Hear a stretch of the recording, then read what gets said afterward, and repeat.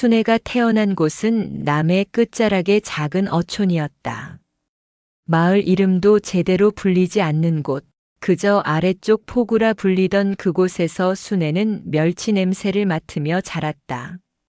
집은 언덕 중턱의 낡은 기와집이었고 아버지는 그물을 던지고 어머니는 생선을 말렸다. 순애는 세 남매 중 막내였지만 가장 억셌다.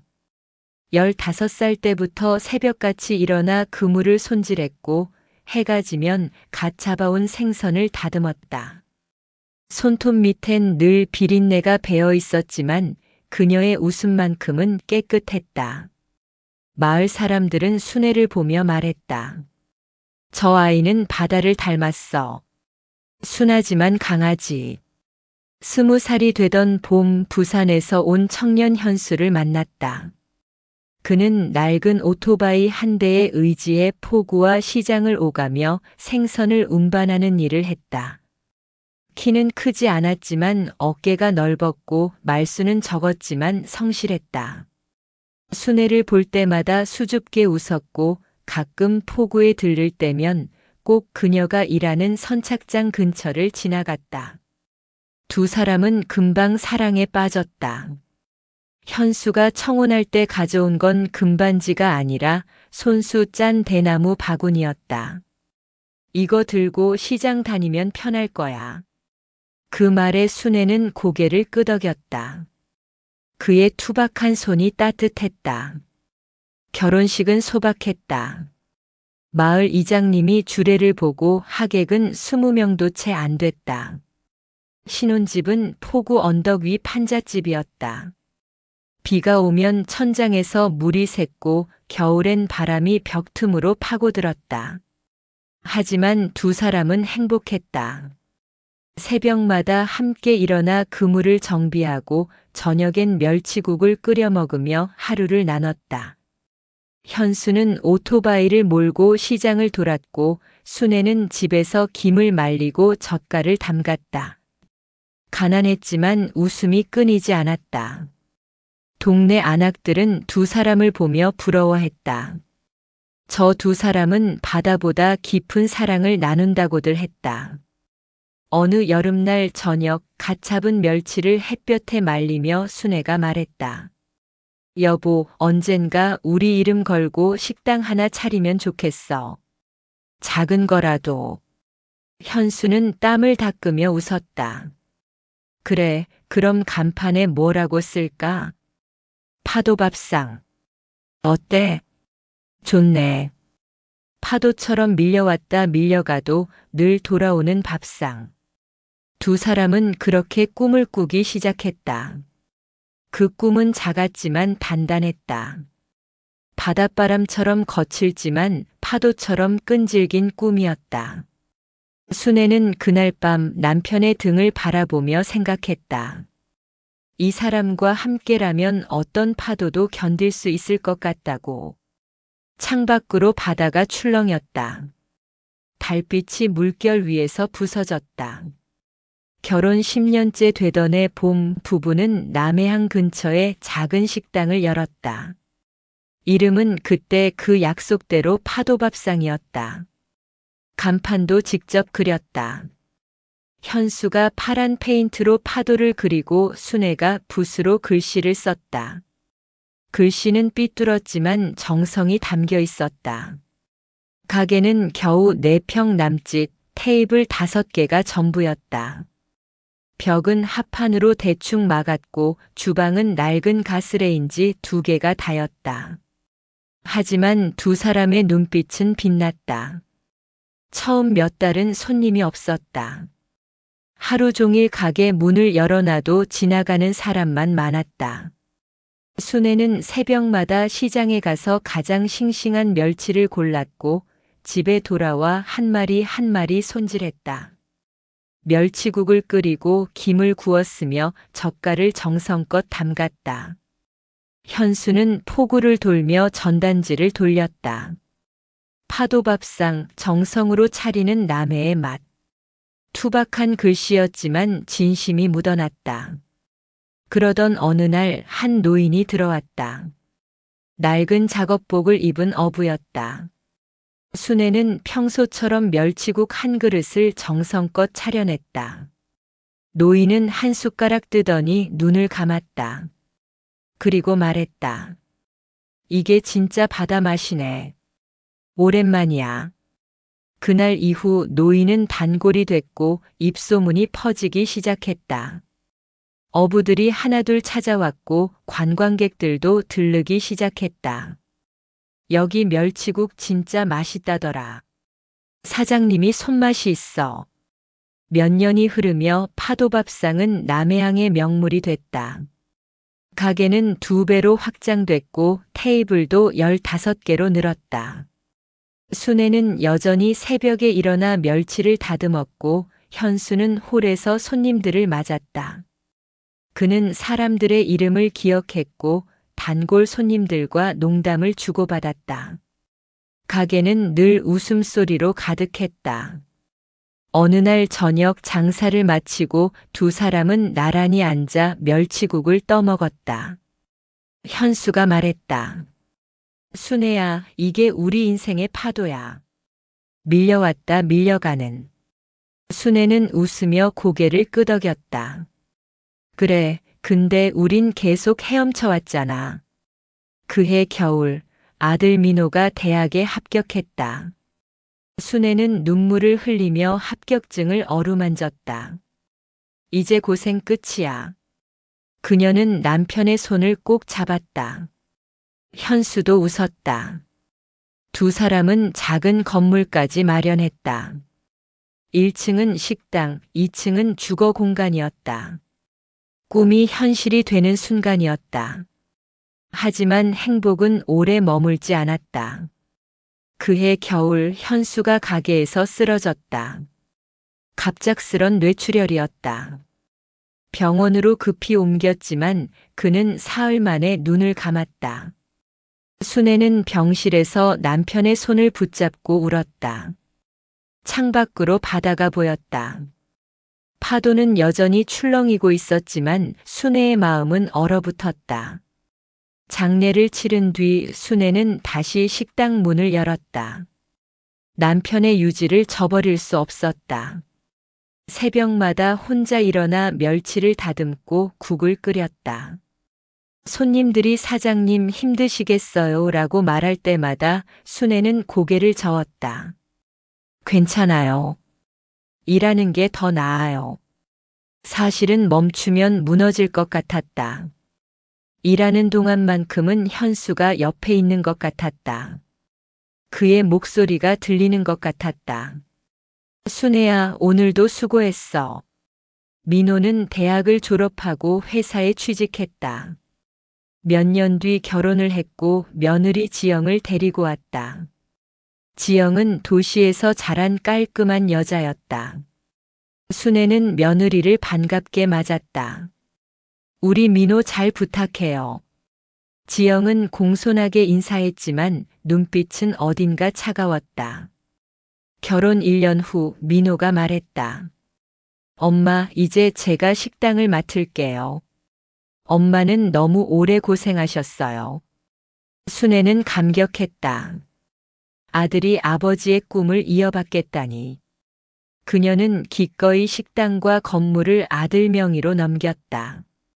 내 아버지가 보면 얼마나 좋아하실까. 순애는 눈물을 흘렸다. 민호는 곧바로 식당을 리뉴얼하기 시작했다. 낡은 간판을 떼어내고 세련된 LED 간판을 달았다. 합한 벽을 뜯어내고 깔끔한 타일을 붙였다. 메뉴판도 새로 만들었다. 전통 멸치 정식 외에 바다향 파스타, 멸치 리조또 같은 퓨전 메뉴가 추가됐다. 젊은 손님들이 몰려들기 시작했다. 장사는 예전보다 더 잘 됐다. 하지만 지영은 달랐다. 어느 날 순애가 평소처럼 주방에 들어서자 지영이 말했다. 어머니, 요즘 손님들은 옛날 방식을 별로 안 좋아해요. 위생도 신경 써야 하고요. 순애는 당황했다. 내가 뭘 잘못했니? 아니에요. 그냥 어머니는 좀 쉬시는 게 어떨까 해서요. 손님들이 주방이 복잡하다고 하거든요. 민호는 아무 말도 하지 않았다. 순애는 그날부터 주방에 덜 들어갔다. 하지만 며느리의 시선은 점점 더 차가워졌다. 순애가 단골 손님과 이야기하면 지영이 끼어들어 대화를 끊었다. 어머니, 손님들 바쁘시대요. 순애가 식당 청소를 하면 지영이 다시 닦았다. 제가 할게요. 결정타는 어느 저녁에 왔다. 민호와 지영이 순애를 앞에 앉혔다. 어머니. 민호가 조심스럽게 말했다. 이제 식당도 건물도 제 명이잖아요. 어머니는 좀 쉬세요. 2층에 계시면서 편히 지내세요. 지영이 덧붙였다. 요즘 젊은 손님들은 분위기를 중요하게 생각해요. 어머니가 계시면 좀 부담스러워 하시는 것 같아요. 순애는 말문이 막혔다. 내가 부담스럽다고. 그런 게 아니라 민호는 눈을 피했다. 순애는 천천히 고개를 끄덕였다. 알았다. 내가 나갈게. 그날 밤 순애는 짐을 쌌다.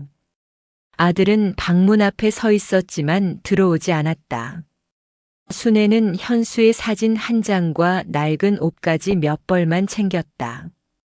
새벽에 집을 나섰다. 아무도 나와 보지 않았다. 바다는 여전히 출렁이고 있었다. 순애는 버스를 여러 번 갈아타고 전남의 한 산골 마을에 도착했다. 어디로 가야 할지 몰랐다. 그저 사람들의 눈길이 닿지 않는 곳, 조용한 곳이면 됐다. 버스 기사가 말했다. 할머니, 여기가 종점이에요. 내린 곳은 산으로 둘러싸인 작은 마을이었다. 집은 서너 채밖에 보이지 않았고 사람 그림자도 드물었다. 마을 어귀에 버려진 흙집 한 채가 있었다. 지붕은 반쯤 무너졌고 문짝은 떨어져 나가 있었다. 순애는 그 집 앞에 짐을 내려놓았다. 마을 이장이 지나가다 물었다. 할머니, 어디서 오셨어요? 남해에서요. 여기서 좀 쉬려고요. 이장은 고개를 끄덕였다. 저 집은 주인이 없어요. 그냥 쓰셔도 돼요. 근데 고치려면 손이 많이 가겠는데. 괜찮아요. 제가 할 수 있어요. 순애는 다음 날부터 집을 고치기 시작했다. 무너진 지붕을 함석으로 덮고 문짝을 주워다 달았다. 벽의 구멍은 신문지와 풀로 메웠다. 손은 거칠어지고 허리는 아팠지만 순애는 멈추지 않았다. 일하는 동안만큼은 생각을 멈출 수 있었다. 봄이 오자 순애는 집 뒤편에 작은 밭을 일궜다. 상추와 고추, 감자를 심었다. 여름엔 산에 올라가 들꽃을 따서 말렸다. 국화와 민들레, 쑥을 모아 차를 만들었다. 가을엔 밤과 도토리를 주워 저장했다. 겨울엔 눈을 치우고 장작을 팼다. 그렇게 계절이 지나갔다. 마을 사람들은 순애를 신기하게 봤다. 저 할머니 혼자 사는데 참 억세네. 가끔 누군가 김치나 떡을 가져다 주면 순애는 고맙다며 받았다. 하지만 깊은 이야기는 하지 않았다. 그녀는 세상과 단절된 채 살았다. 밤마다 순애는 현수의 사진을 꺼내봤다. 사진 속 남편은 웃고 있었다. 여보, 나 잘 살고 있어요. 걱정 마요. 그녀는 중얼거렸다. 바람이 창문 틈으로 들어왔다. 마치 현수의 목소리 같았다. 순애야, 바다는 늘 돌아오잖아. 순애는 그 말을 믿으려 애썼다. 어느 겨울밤 눈이 펑펑 내렸다. 순애는 아궁이에 불을 지피고 앉아 있었다. 손주 얼굴이 떠올랐다. 민호가 결혼한 뒤 태어난 아이. 한 번도 본 적 없는 아이였다. 이름이 뭐라고 했더라 도윤이? 순애는 눈을 감았다. 눈물이 흘렀다. 하지만 울음소리는 내지 않았다. 이제 우는 것도 지쳤다. 15년이 그렇게 흘렀다. 순애의 머리는 하얗게 새었고 허리는 더 굽었다. 하지만 그녀는 여전히 매일 아침 일어나 밭을 돌보고 차를 끓이고 하루를 살았다. 마을 사람들은 이제 그녀를 산골 할머니라고 불렀다. 남해에서 왔다는 사실, 식당을 했다는 사실, 아들이 있다는 사실은 아무도 몰랐다. 순애는 그렇게 과거를 묻고 살았다. 어느 가을날 오후 순애는 마당에서 고추를 말리고 있었다. 산길 아래에서 누군가 올라오는 소리가 들렸다. 젊은 남자의 목소리였다. 할머니 계세요? 순애는 고개를 들었다. 낯선 청년이 숨을 헐떡이며 서 있었다. 그의 눈빛이 어딘가 익숙했다. 청년은 한참 동안 순애를 바라봤다. 숨을 고르고 나서 조심스럽게 입을 열었다. 할머니 저 도윤이에요. 할머니 아들 민호 아들이요. 순애의 손이 떨렸다. 말리던 고추가 바닥에 떨어졌다. 그녀는 얼어붙은 듯 서 있었다. 도윤은 천천히 다가와 무릎을 꿇었다. 할머니를 찾는데 2년이 걸렸어요.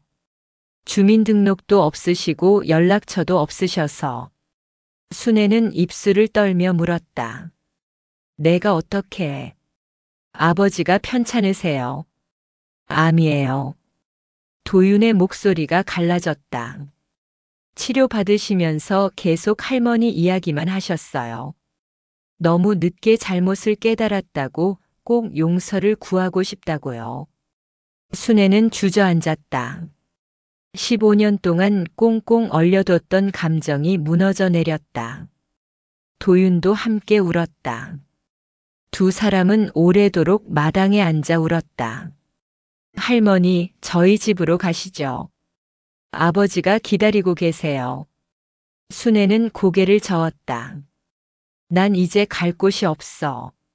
할머니가 계실 곳은 저희 집이에요. 원래 그랬어야 했어요. 다음 날 도윤은 순애를 모시고 남해로 돌아왔다. 차 안에서 순애는 창밖을 바라봤다. 산이 지나가고 들판이 지나가고 마침내 바다가 보였다. 순애의 눈에서 눈물이 흘렀다. 바다는 여전히 그곳에 있었다. 식당 건물 앞에 차가 섰다. 간판은 여전히 파도밥상이었지만 예전보다 훨씬 크고 화려했다. 2층 창문에서 누군가 내려다보고 있었다. 민호였다. 그는 황급히 계단을 내려왔다. 엄마. 민호는 순애 앞에 무릎을 꿇었다. 머리는 반백이 되어 있었고 얼굴은 수척했다. 엄마 용서해 주세요. 제가 너무 잘못했어요. 지영도 뒤따라 나왔다. 그녀는 조용히 고개를 숙였다. 어머니 죄송합니다. 제가 철이 없었어요. 순애는 아들의 어깨에 손을 얹었다. 아들의 어깨가 떨리고 있었다. 일어나라. 이제 됐다. 그날 저녁 가족들은 오랜만에 한자리에 모였다. 식탁에는 순애가 손수 끓인 멸치국이 올라왔다. 민호는 한 숟가락 떠서 눈을 감았다. 이 맛이에요. 이게 우리 집 맛이에요. 도윤이 말했다. 할머니, 저 어릴 때 이 맛을 한 번도 못 먹어봤어요. 이제야 먹어보네요. 순애는 손자의 머리를 쓰다듬었다. 앞으로 많이 먹으면 돼. 지영이 조심스럽게 말했다. 어머니, 내일부터 주방 함께 들어가도 될까요? 저한테 멸치 다듬는 법 좀 가르쳐 주세요. 순애는 고개를 끄덕였다. 그래, 천천히 배워. 그날 밤 순애는 2층 창가에 앉아 바다를 바라봤다. 파도가 밀려왔다 밀려갔다. 현수의 목소리가 들리는 것 같았다. 순애야, 바다는 늘 돌아오잖아. 순애는 미소 지었다. 그래, 결국 돌아왔다. 파도처럼. 며칠 뒤 순애는 다시 주방에 섰다. 새벽에 일어나 멸치를 다듬고 지영과 함께 국을 끓였다. 민호는 치료를 받으며 천천히 회복하고 있었다. 도유는 식당 일을 거들며 할머니 곁에 머물렀다. 손님들이 하나둘 들어왔고 누군가 말했다. 역시 파도밥상은 이 맛이야. 예전 그 맛이 돌아왔네. 순애는 깨달았다. 인생은 정말 파도 같다. 밀려날 때도 있고 부서질 때도 있다. 하지만 결국 다시 돌아오는 바람이 있다. 그 바람을 믿고 기다리면 언젠가 파도는 다시 밀려온다.